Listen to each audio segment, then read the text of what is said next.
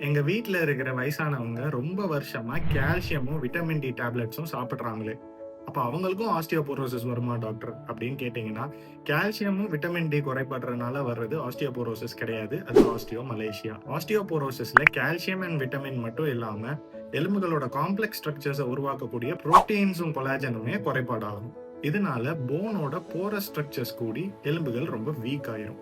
Osteoporosis யாருக்கு அதிகமா வரும்? வந்தா என்னலாம் ஆகும்ன்றத போன ரீல்ல பார்த்தோம். பார்க்காதவங்க போய் பார்த்துட்டு வந்துருங்க. இந்த போன் மினரல் டென்சிட்டிய கண்டுபிடிக்கிறதுக்கு ஒரு ஸ்பெஷல் எக்ஸ்ரே இருக்கு. ரொம்ப கம்மியான ரேடியேஷன் உள்ள ஹோல் பாடி டெக்ஸா ஸ்கேன் செஞ்சா நம்ம உடம்புல எந்த எலும்புகள் வீக்கா இருக்குன்னு கண்டுபிடிச்சிட முடியும். 60 வயசுக்கு மேல இருக்கவங்க, முக்கியமா பெண்கள், இல்ல 40, 50 வயசுலயே கர்ப்பப்பை அகற்றும் ஆபரேஷன் செஞ்ச பெண்கள் எல்லாம் இந்த ஸ்கேனை பண்ணி ஆஸ்டியோபோரோசிஸ் இருக்கா இல்லையான்றது தெரிஞ்சுக்கிறது நல்லது.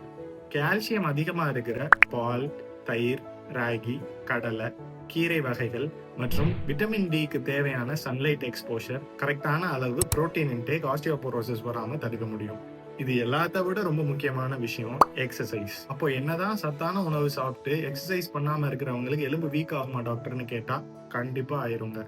ரொம்ப செடன்டரி லைஃப் வாழ்றவங்களுக்கு ஆஸ்டியோபோரோசிஸோட சான்ஸ் அதிகம். ஒவ்வொரு வாட்டியும் நம்ம ஸ்ட்ரென்த் ட்ரைனிங் எக்ஸசைசஸ் பண்றப்போ நம்ம தசைகள் எலும்புல ஒரு பாசிட்டிவ் ஸ்ட்ரெஸ்ஸை கொடுக்கும். அது புதிய ஸ்ட்ராங்கான எலும்புகள் உருவாக்குறதுக்கு ரொம்ப உதவும். ஆஸ்டியோபோரோசிஸை ப்ரிவென்ட் பண்றதுக்கு எந்த மாதிரி எக்ஸசைஸ்லாம் பண்றதுன்னு நான் அடுத்த ரீல்ஸ்ல சொல்றேன். இந்த அக்கௌண்ட்டுக்கு ஒரு ஃபாலோ தட்டிக்கோங்க.